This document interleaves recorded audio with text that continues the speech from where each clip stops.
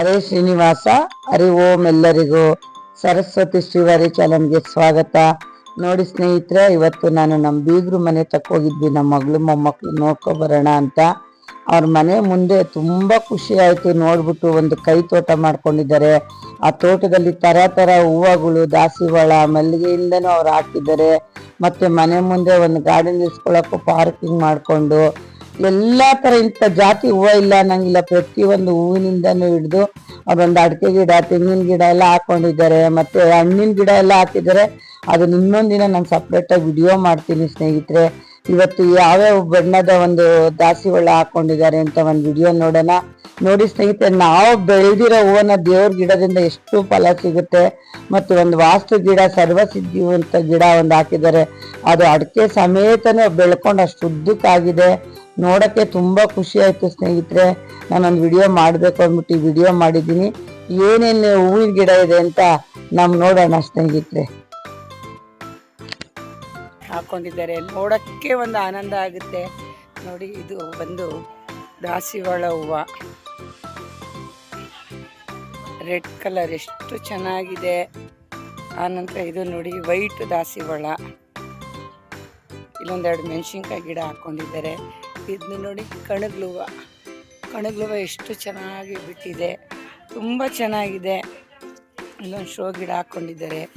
ಮತ್ತು ಇಲ್ಲಿ ನೋಡಿ ಅಡಿಕೆ ಗಿಡ ಮನೆ ಬಾಗಿಲಲ್ಲಿ ಎಷ್ಟು ಚೆನ್ನಾಗಿ ಕಾಣ್ತಾ ಇದೆ. ಸಾಲಿಗೆ ಅಡಿಕೆ ಗಿಡ ಹಾಕ್ಕೊಂಡವ್ರೆ.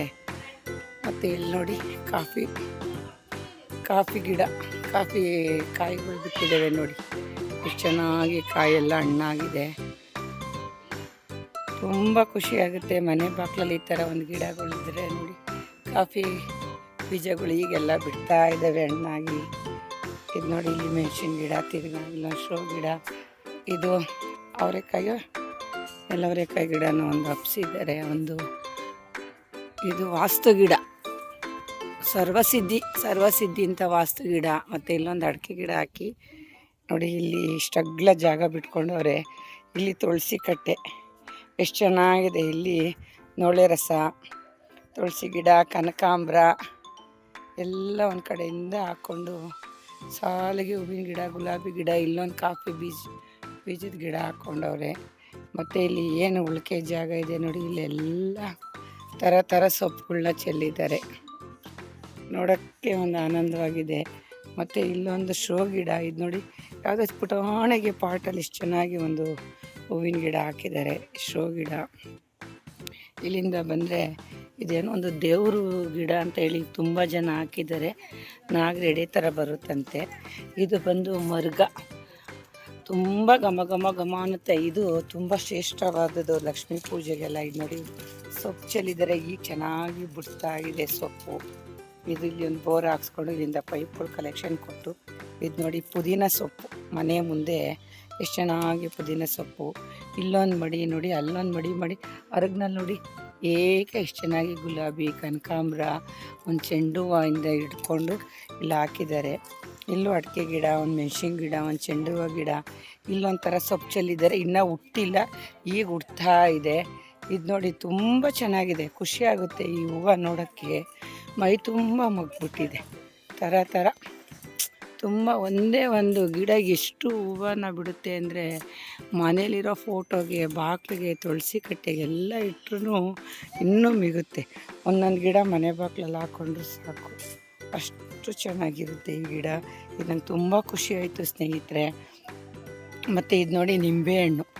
ಇದು ಈಗ ನಿಂಬೆಹಣ್ಣು ಟೈಮ್ ಆಲೇ ನಿಂತಿದೆ, ಆದರೆ ಬಿಟ್ಟೋ ನಿಂಬೆಹಣ್ಣು ಅಷ್ಟು ಚೆನ್ನಾಗಿ ನಿಂಬೆಹಣ್ಣು ಬಿಟ್ಟು ನೋಡಿ ಸ್ನೇಹಿತರೆ, ಎಷ್ಟು ದಪ್ಪ ಇದೆ ನಿಂಬೆಹಣ್ಣುಗಳೆಲ್ಲ. ತುಂಬ ಖುಷಿ ಆಯಿತು. ನಿಂಬೆಹಣ್ಣು ನೋಡಿ ತುಂಬ ಚೆನ್ನಾಗಿದೆ. ನಿಂಬೆಹಣ್ಣು ಒಳಗಡೆ ಎಲ್ಲ ದಪ್ಪ ಗಿಡ ನೋಡಿ ಸ್ನೇಹಿತರೆ.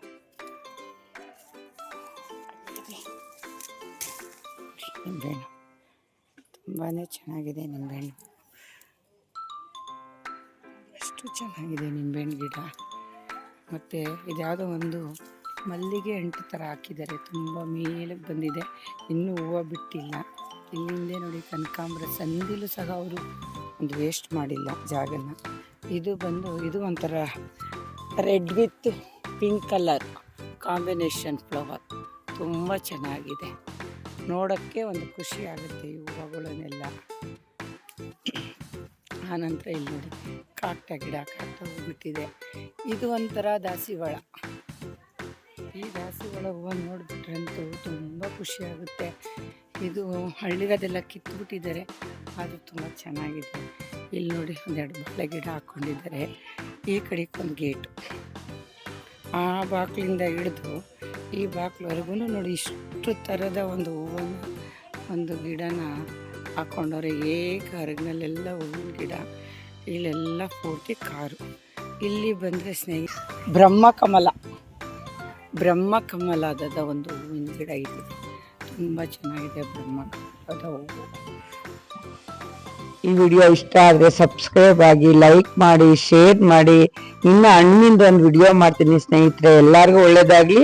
ಹರಿ ಓಂ.